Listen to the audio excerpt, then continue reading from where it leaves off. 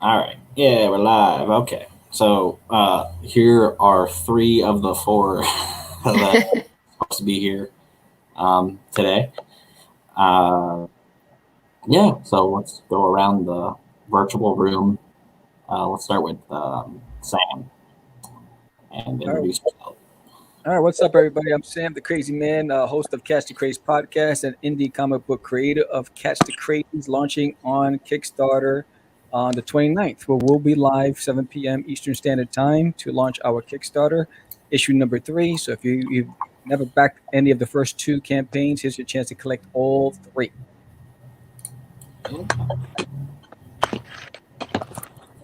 And then I guess Madeline, and then Sure. Sure. I'm Madeline Holly Rosing. I'm the writer-creator of the Steampunk Supernatural series, Boston Metaphysical Society. We are currently on Kickstarter and have been for the past month. We actually end on the morning of April 29th. And for those of you who are not familiar with the series, it's about an ex-Pinkerton detective, a spirit photographer, and a genius scientist who battles supernatural forces in late 1800s Boston. yeah. And I just upgraded my pledge like before this because I do the digital. I like holding it. So okay, and then Jerry. That's me. Yeah. Jerry Winsborough, an independent comic book creator. I have a Kickstarter going on now.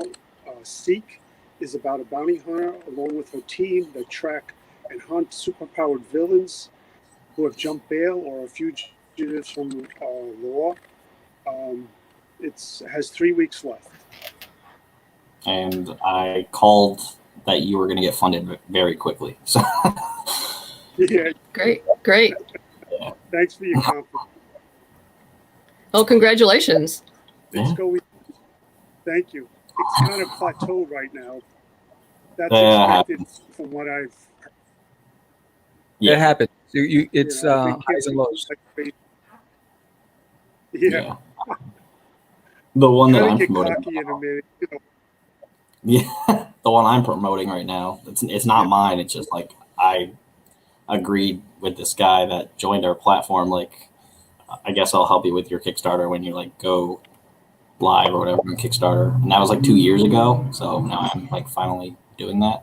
So people are probably like getting annoyed by the amount of like posts that I keep posting. I don't care. So making memes and all that stuff. I was thinking the same thing. Yeah. I was doing the same. Is he popping in and out of you for? Yeah. Okay. So it's not just me. I know sometimes I get unstable internet over here, but you guys are fine. Yeah, my internet's kind of iffy sometimes because like I don't have like my own router. I'm connected to my landlord's. So Okay. free internet. Yeah, so Jerry's connection's a little cool. So Catch the Crazies. I don't even think I backed the other, or maybe I did. I don't remember. I think I backed that. I don't remember. Maybe the digital version, but this time around I'll get like the physical ones because I actually do like holding like physical comics, even though I own like a digital platform. Yeah. Yeah. And yeah. So, what is your elevator pitch for that? Well, when 2 indie podcasters and comic book creators come back together after 10 years of hiatus, they realize that they're not as popular as they were a decade ago. And so Sam goes off into the woods and challenges the universe to help him be the best podcast in the universe. And the universe answers. So be careful what you wish for, lest it come true. So Sam has an alter ego called the Crazy Man. If you watch Catch the Craze, you'll see there's an Afro guy. There's some skits that's going on. So that guy is the Crazy Man. He comes from elsewhere, which is the 7 realms. And so he's on level 3 and he wants to graduate to level 4. In order to do that, he convinces the elders to allow him to take the crazies from level 1, which is the most chaotic realm level, to Earth. And against their better judgment. So he brings them, and the crazies, he unleashes the crazies. They get microphones and they stop bopping humans on the head, but no one sees them other than the crazy man and Sam in the beginning. And so now it's all over the news. People are hypnotized and walking zombies addicted to Catch the Craze podcast. And so now Sam and George are under investigation, and they have rival podcasters. They call themselves We Are the Craze, stealing our name. And they're believing that they're cheating because there's a podcasting tournament that's coming up. And so now they have to try to catch the crazies and stop the madness and get their respect back. So, Oh, wow. yes. Sounds awesome. Wow. Yes. So it's George and my story with some fantasy twist to it. Yeah, I didn't think adding a podcast with a comic would work, but that does work. All right. What is wow, it's like a really long name. Boston Metaphysical Society. The Book of Demons. Yeah, the Book of Demons is our 4th sequel. We started with a 6-issue miniseries, which is now in trade paperback. Source Point Press picked it up about a year and a half ago, and so they publish it now. And it's Book of Demons is a standalone, but it's a continuation of the previous sequel, Ghosts and Demons. It kind of finishes up that little story, and this kind of overall arc of the 4 sequels that came out. I purposely wrote them so they would be standalone because I never know how people are going to come into the series. And there's always like a little introduction that gets you up to speed. But yeah, it's obviously a lot more fun if, you read the trade and then the 4 sequels in order. But yeah, you can pretty much pick them up wherever they are. That's awesome. Yeah. With our comic, well, I'm not going to get into our comics because that could be like a 3-hour conversation. There's like solo series and then there's like the flagship graphic novel, but like you can pick up any one and you're gonna like, hopefully you're gonna like whatever it's gonna be, and then it all connects at some point. So yeah, can't wait for a bunch more to come out. But yeah, that's awesome. All right, Jerry, what's your elevator pitch for Seek? If you're there.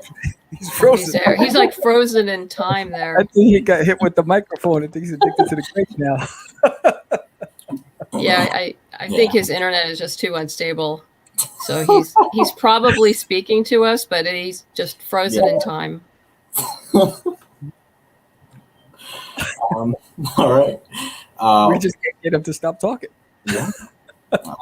So your Boston Metaphysical, like, that went way over the goal. So you got $278. Nice.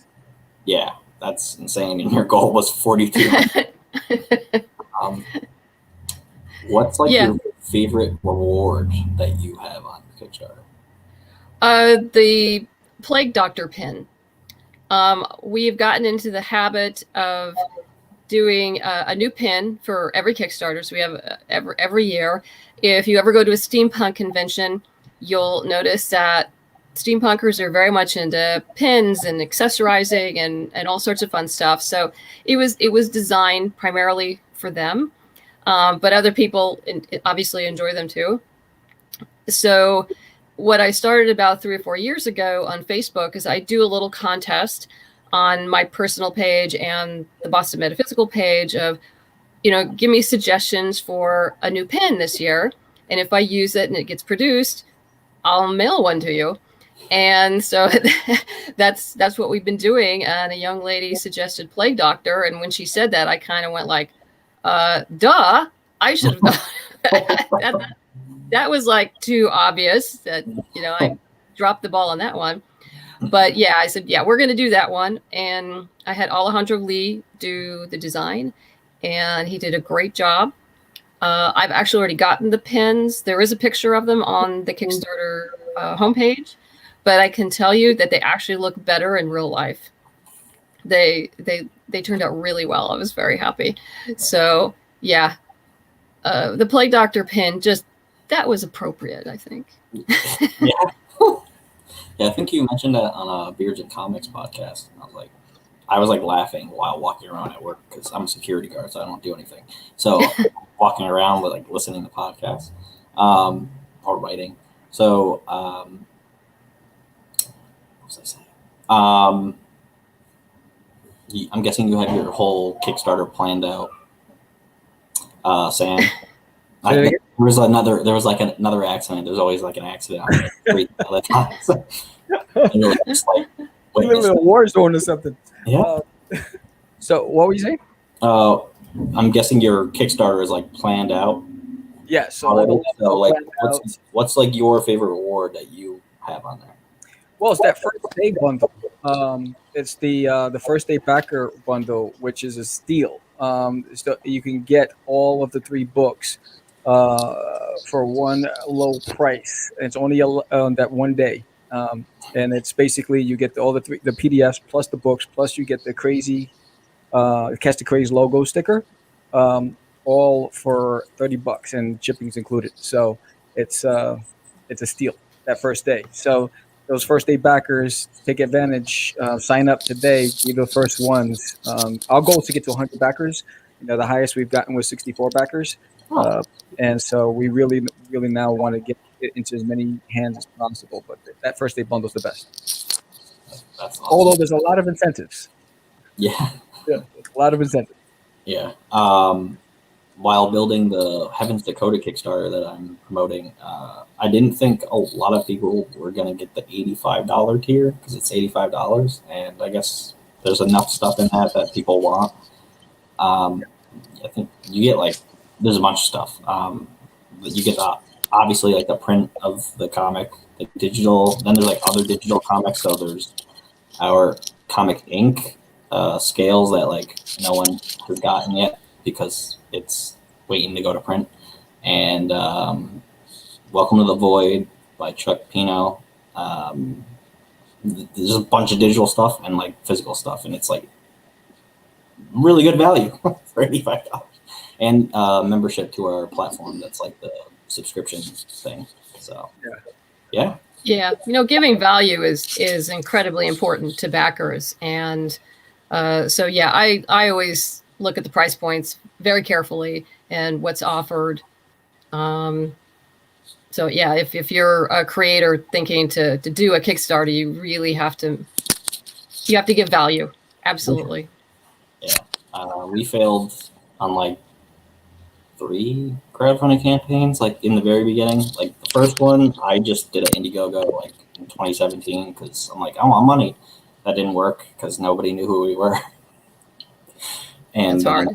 Yeah, I didn't do any research either. So yeah, our first campaign, although we did some research, we just got back into the game after a decade off, and we went high, and it took 25 days to make that goal, and but we learned a lot from that, and so each campaign gets better and better with what we do as far as incentives and all that other stuff, and we give it a lot of thought. So before each campaign, we're always 3 months out with the planning stage of it, what it looks like and all that stuff. So because we really want to make sure that what you get that you're pleased with.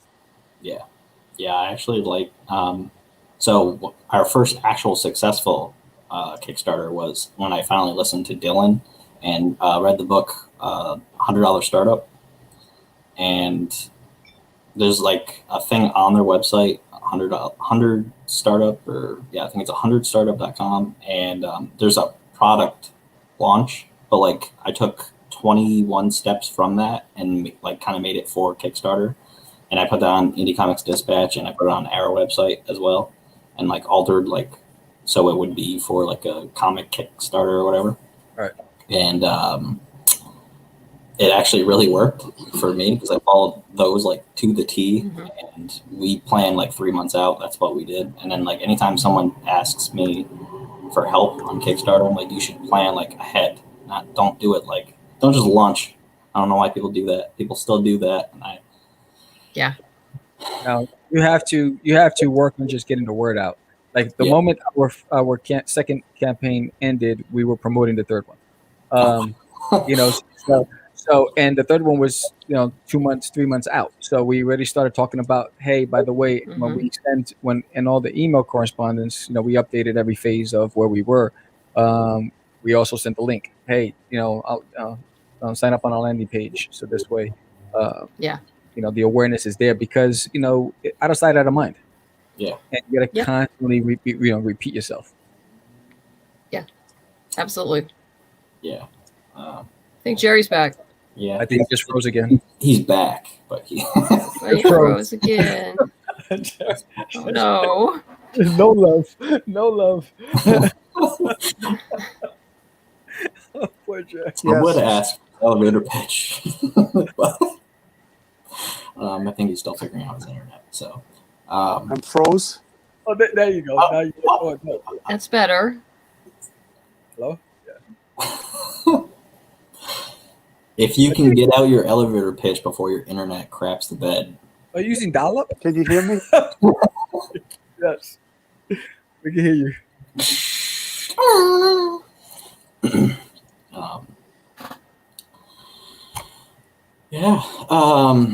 So what are your plans, Madeline, for like the next Kickstarter or whatever, like after this one?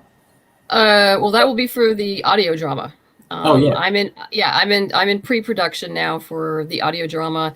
It is a standalone Boston metaphysical story called The Ghost Ship. It takes place during the original 6-issue miniseries, so we only have our original characters, Samuel, Caitlin, and Granville. And we have cast the leads and the narrator. And we're currently getting auditions in for supporting roles. My hope is when we launch, we'll have all of them are going to be recorded. They're going, as far as recording, that's going to be done long before the Kickstarter.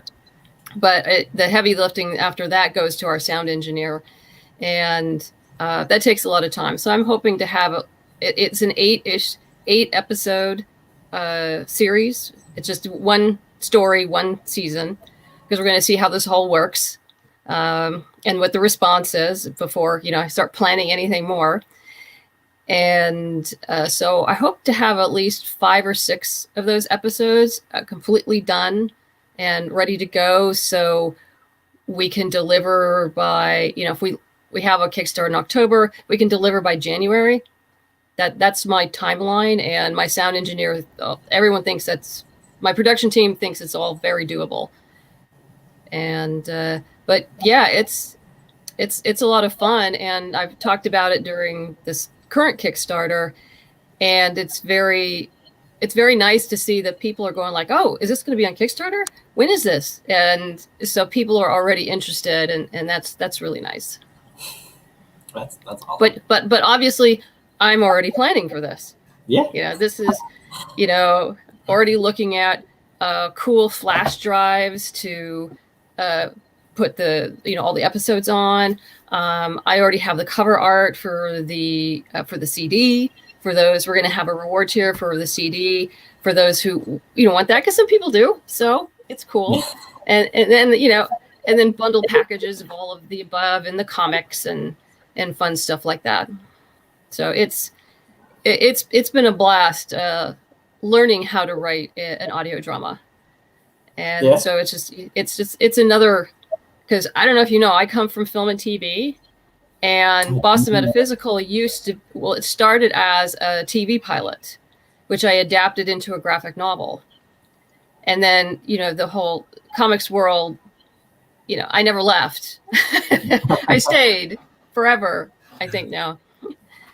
And so, and I have prose. So it's fun working in different mediums. It exercises different parts of my brain, which is fun.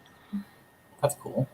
I think a lot of people that do comics want to do like the opposite. They want to get into film and all that stuff, which eventually like we do, but like we still want to make comics because we go like in depth with our comics. We're coming up with a video game this year, finally, after like planning to do it for like 3 years. And that connects to our comic universe. So, oh, great. Yeah. So we've been like building that up for years to finally put that on Kickstarter. So I can't wait for that. All right. So Jerry. I think you're finally here. Jerry. If you can hear me. I see him. He's moving. He's not freezing. Jerry, I don't know if he can hear us yet. I don't think he can.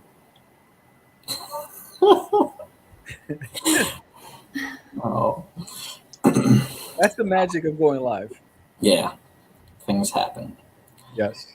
No. Yeah, I mean, I'm on Wi-Fi, and I know I was doing a panel over the last weekend for Flight of Foundries. It's a speculative fiction convention, and they used WebEx.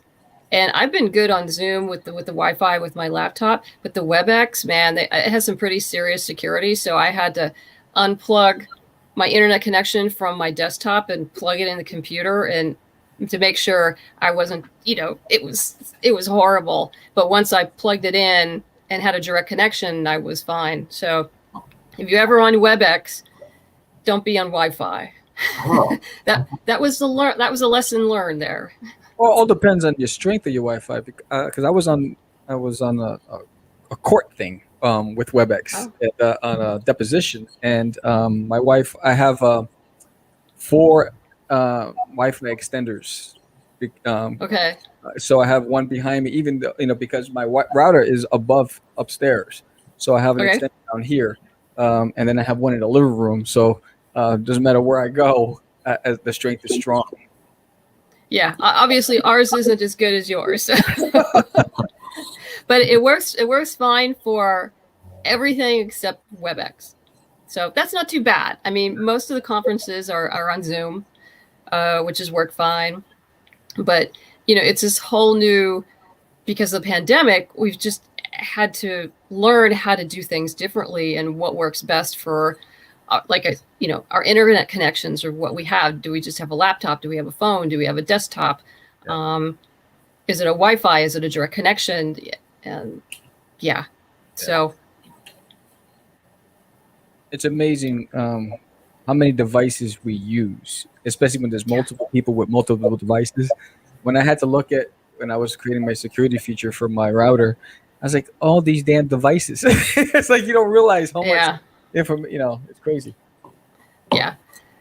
Yes. And my husband and I are the same way. So between the two of us, between the phones, the laptops, multiple desktops, iPads. I mean, it's just crazy. Oh yeah, it just goes on and on. Oh, that's right. He has iPads. I don't. He does. But I have 2 laptops. My wife has one. Because I have a Dell laptop that I use with my Wacom tablet, and I have a MacBook Pro that I use for everything else. She has a Mac, and I have 2 phones. She has 1 phone. I have an iPad. She has an iPad. Then I have my iMac, and then the TVs that get Wi-Fi. So you think about it. It's crazy. It's crazy. I guess Jerry can't get on because of his internet and stuff. So that's weird. Yeah, oh. It's poor Jerry. We hear somebody. And no Emily. I do hear something in the background, like kind of echoing. Maybe it's the accident. I don't know. Satan says hello. Satan says hello. Hello down there. Well, if Satan says hello, I have to tell you, I have personally been called the servant of Satan. So, nice. Satan, yeah, I have. Yes. I wonder who you almost ran Yeah. Yeah, we're not going to get into that story. But let's talk about shipping because that's fun. Shipping. For Kickstarter. Yes. Yeah. Oh my God. I used to use for years. This is my 9th Kickstarter. You have to understand, this is my 9th. Don't do drugs. I don't do drugs, but without me. Okay. He qualified that. Thank you very much, sir. I had these self-sealing chipboard. I literally used them for like 7-8 years, and maybe one got destroyed, and that's because obviously when they would send me a picture, someone like ran it over with a truck. Yeah, literally there were tire marks on this thing. But this last one that I shipped, yeah, I've completely rethought how to do shipping, and I'll probably be using the Uline variable width folders. That they're close to they're not as quite as big as the Gemini because they're not as heavy, but I've noticed that they're really sturdy, and for a number of my reward tiers anyway, they're going to come in boxes. So I don't worry about the boxes because the boxes are seriously heavy duty and they get wrapped with bubble wrap and all sorts of stuff. But yeah, it's because of, USPS going through its whatever it's going through.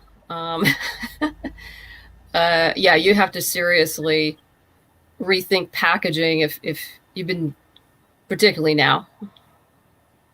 Yeah. What about you? What about you guys? I'm gonna start using Gemini mailers. Like I have like 200 of them sitting here. Okay. I didn't use them the first time around. I used like the priority mailer thing, which I don't know why I did that. They got to people okay, but like my girlfriend has like cats and the hair was just everywhere.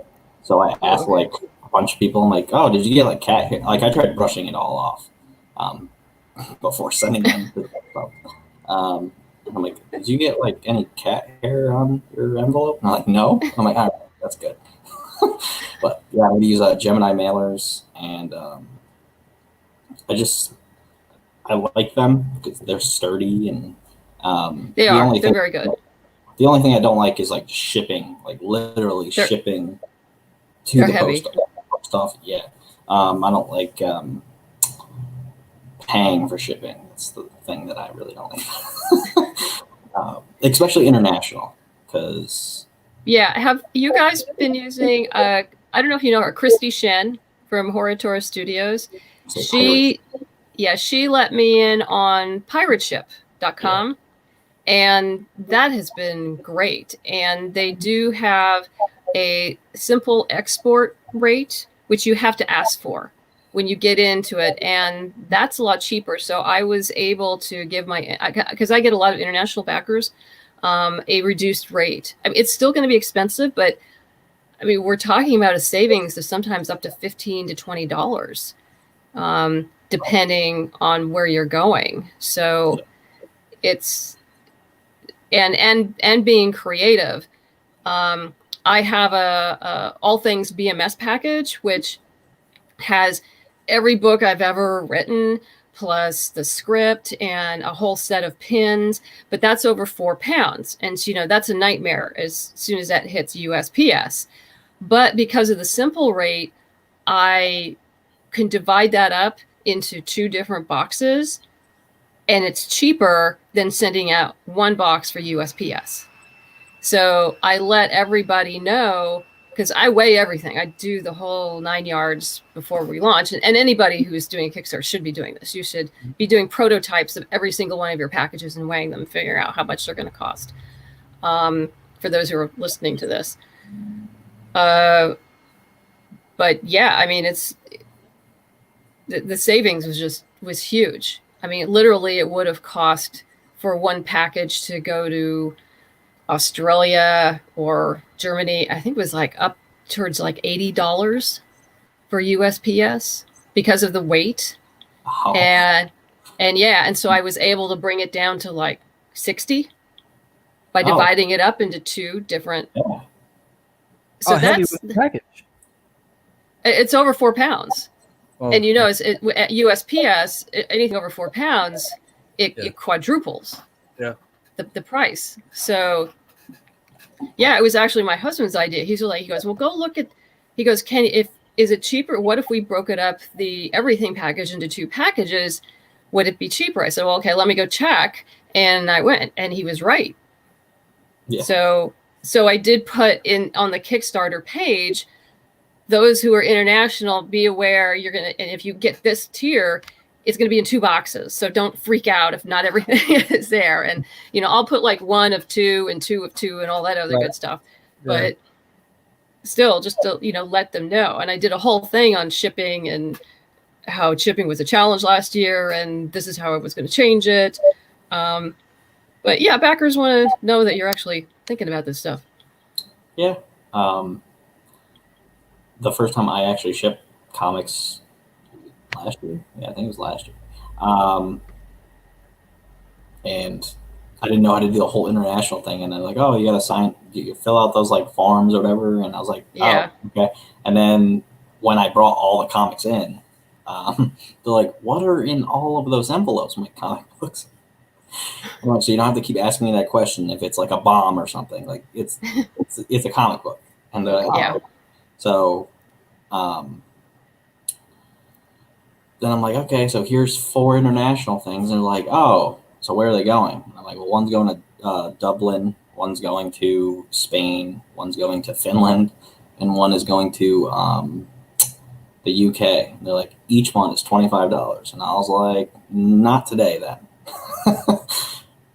It's like, yeah, I'm not paying $150 to ship comic books today. And they're like, okay. Because I already pay like $200 for everything else. And I was like, wow, didn't see that. So I saved that receipt, and I'm like, well, now I know how much shipping is. Oh, yeah. One of the things that I did was, the first campaign, we didn't do anything for international.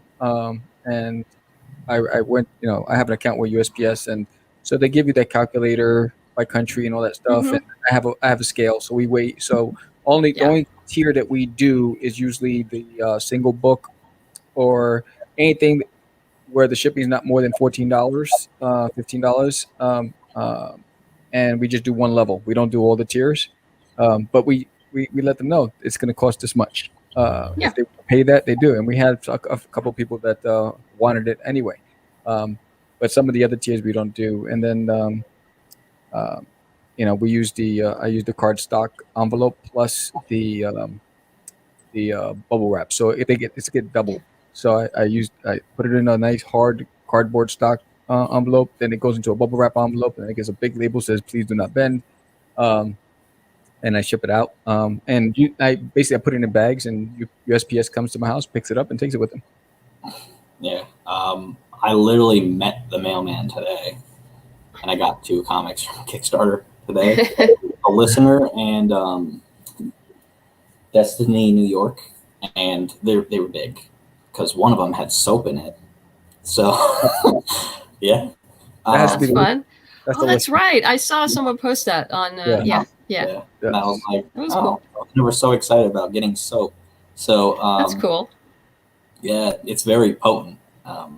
My bathroom smells it. And it's still in the box that it's in, so that's crazy. But I did chocolate last year. That's awful. I had a special tier. I worked. There's a woman in Connecticut. Her name is Nikki Wolfock. She is a steampunk chocolatier, and I had wanted to work with her the year before, but she hadn't got her website up, and so when she was ready to go, we worked on a package that was just specially designed for the Kickstarter. It was limited to like 10. I paid her and, took care of all that shipping. And then she shipped it out from Connecticut.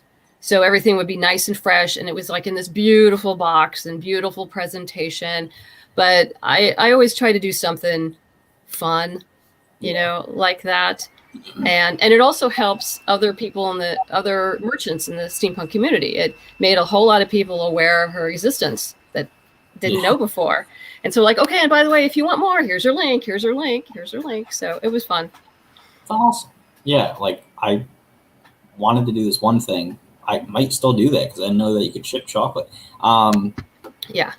For Kickstarter, I saw a rule that you can't ship like food and beverage, and I was like, that kind of sucks because for our video game, like we're having like all these fake companies and stuff, so like soda companies, and like we're coming up with all this like branding and everything because we're going like, the extra mile or 10 miles. So people actually like named soda companies. Like there's 2 that are already named, and I was gonna like we were gonna make soda from Jones Soda. You can like make the brand label and all that stuff, and I was gonna send it to people, but I did my chocolate tier as a new reward tier. It wasn't on the original Kickstarter page. Oh, okay. I did it about 2 weeks in because that's also a good time, a good way to give your Kickstarter a bump in the middle of the campaign. It was like, oh, I have this new reward tier, and guess what? It's chocolate, or whatever it is. Pick your thing. It's soda, made especially for us, and whatever you want to do. But yeah, I didn't ship it out. She did. Oh, okay. Yeah. I might do that then. And it was limited, so it wasn't like I was giving it to 100 people or something. Because I think you get like 6 bottles or whatever in a thing or whatever. So yeah, I'm pretty sure we're gonna do that now because I didn't know that you could do that. So that's cool. As long as they can ship and I don't have to touch it. Yeah, I would. I would just suggest that would be a great mid boost. Yeah. Do that. Absolutely do that.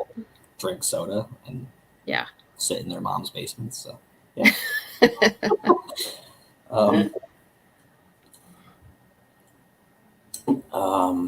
Yeah. So poor Jerry's not here.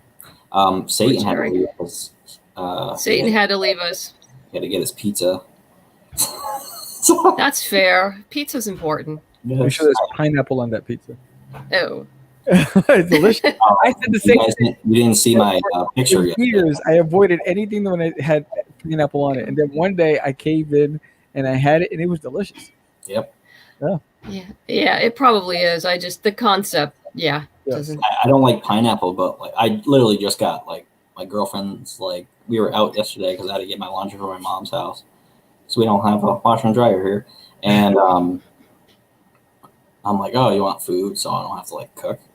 And she's like, pizza? And I'm like, all right. And she had like a Domino's gift card. So I was like, all right, let's go do that. And I got a Hawaiian pizza and it's good. Yeah. But I don't like pineapple unless if it's on pizza. I'm weird. Okay.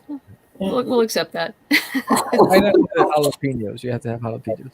I don't like those. So I love spice. And then someone said, oh, you should put banana peppers on those. And I don't like banana peppers. Oh, man. Yeah. All the good stuff. I just love I'm afraid I'm a traditionalist. I want the pepperoni and mushrooms. Well, I could go for plain pepperoni pizza because I love the grease off the pepperoni on the pizza. Oh, man. Delicious. I'm always dabbing it off. The grease is too much. Yeah. I'm probably like the only person that people could just live without eating pizza. I'm fine with just not eating pizza. I have people maybe like 4 times a year. Yeah, like we don't eat it very often. Not anymore. Tacos is my thing. I love Mexican food in general. So yeah. Costco has great street tacos. Believe it or not. If you had a Costco and it's enough for a couple meals easily. No, they have really good street tacos. I'm not big on Costco food overall that they make there because it tends to be overly rich and have creamy stuff, which I don't eat. But yeah, the street tacos are really good. I think we're probably going to have. Is it Sam's Club that has like the that food court with the hot dogs? Costco has that too, and Sam Clubs because they're like sort of the same but not. Yeah.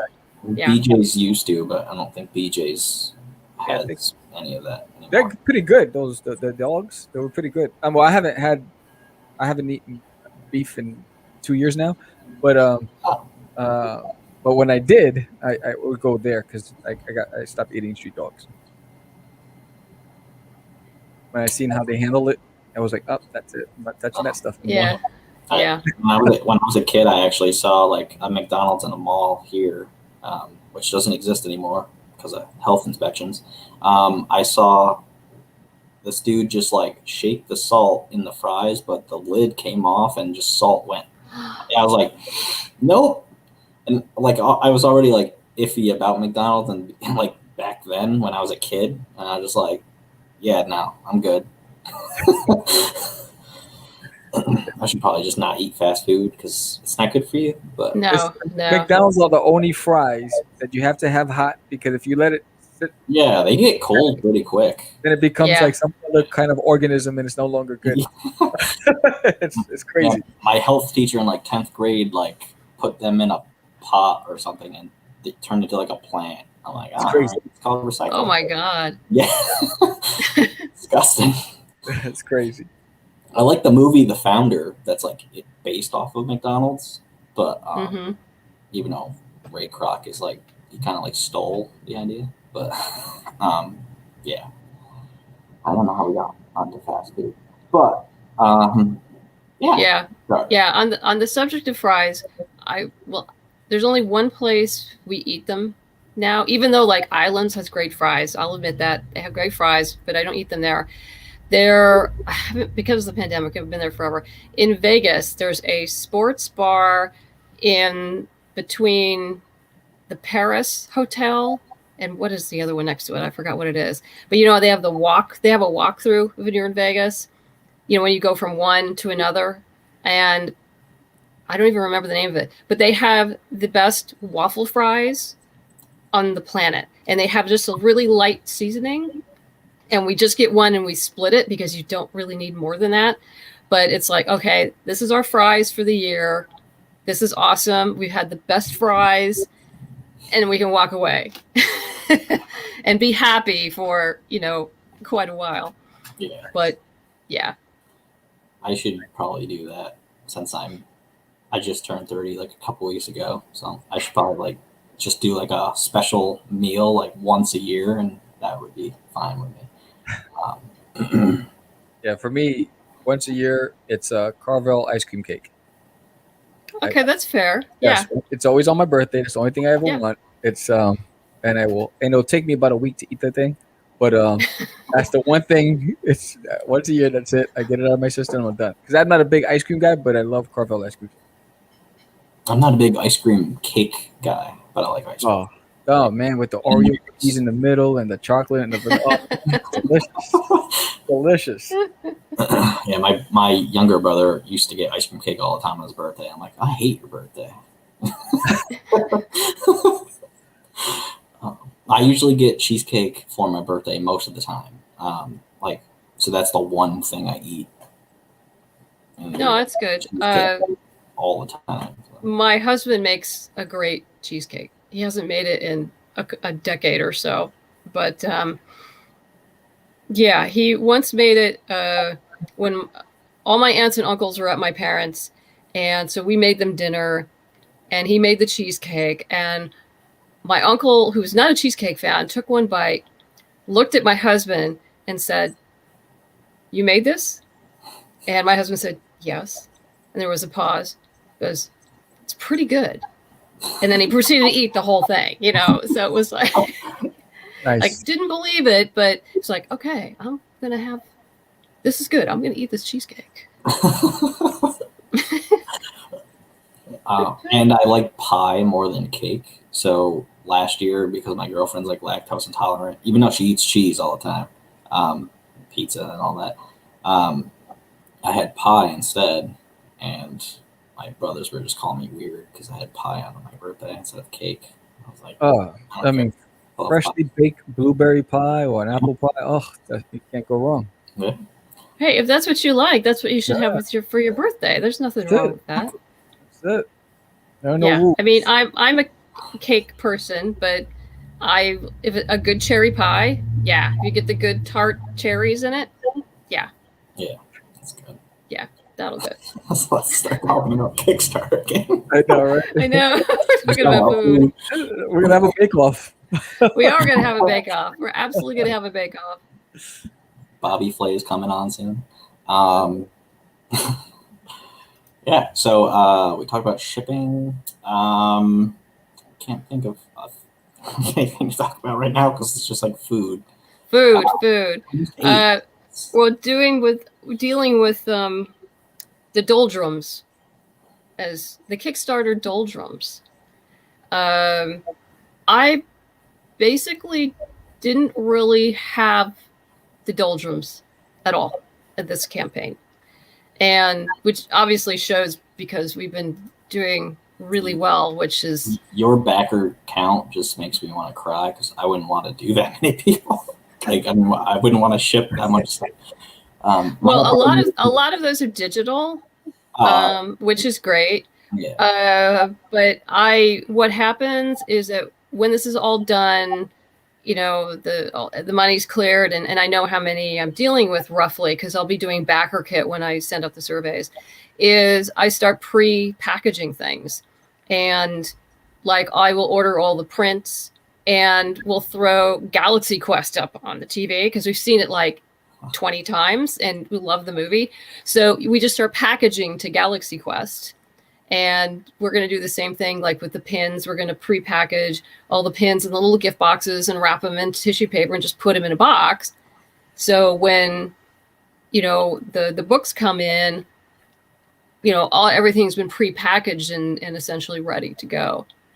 So if you do it in little increments like that, it's not too bad. But the first time, and I, for some reason, said that I would sign everybody's comic book. It was just me doing it, so that was annoying because I had 3 different comics that I was giving. I was giving a variant to everybody. The variant, the normal version of the comic, and our comic ink. And I signed like 300 comics, and I was like, I'm never doing that again. It's gonna be like a limited tier. Because my hand is like, I actually sign everything. It takes me about 2 weeks to get everything out. And I work pretty much every day to, yeah. But this time I'm gonna do the same thing. It may not be Galaxy Quest. It'll be something else. Maybe Frozen or I don't know, something up on there. And I'll just sit there and just start signing books while watching something else and getting it done. But yeah, they'll. When our comics are finally done being made, we have Seer Chronicles issue 2 that's literally just got a message from the artist that said that he's almost done with the roughs for the second issue, and then the first issue is getting started because it's like the remastered version, and Adam Fields is doing that. I don't know if you know who that is, but he's awesome, and he's starting that in like a week or 2. So, and he said he can do that like pretty quick because there's like 46 pages and I'm trying to get it done so I can move on to the next Kickstarter. But I'm doing all of the shipping stuff. Like I'm packaging it at my mom's house because I have no table here. There's like no room at the table. Yeah. I can't do it on the floor. So yeah. We have a really small house too. And I have friends who have volunteered to help me pack, but we don't have space to do like an assembly line. And that's what I would love to do. Yeah. We just don't, which is why I do a lot of the pre-packaging in between stuff, and like, okay, I'll do a little bit of this today and a little bit of that today. And obviously it all gets done. I've fulfilled like I said, this is my 9th Kickstarter. First one failed. So yeah, I fulfilled 7 Kickstarters. And actually Charlie Stickney, who you probably know or have talked to from Scout Comics, he mentioned in a post somewhere, which I didn't even realize till I thought about it. He very nicely plugged the Boston Metaphysical Kickstarter, but he referenced us as one of the longest running Kickstarter comics on Kickstarter. And I went, oh my God, he's right. I had no idea. So yeah, I think we actually are one of the longest running comic book series on Kickstarter. Wow. I had no clue. That's a good like thing to add to the next one, I guess. Just be like, or you can even edit it now, even though it's like ending. I'll do it. You know, I can add it for the audio drama and just say like, you know, come aboard for the audio drama to one of the longest running graphic novels on Kickstarter or whatever. You're like the Simpsons Kickstarter. Yeah. Yeah. Yeah. I'm sorry, I'm distracted by the accident. By the accident. Sounds like Yeah. construction.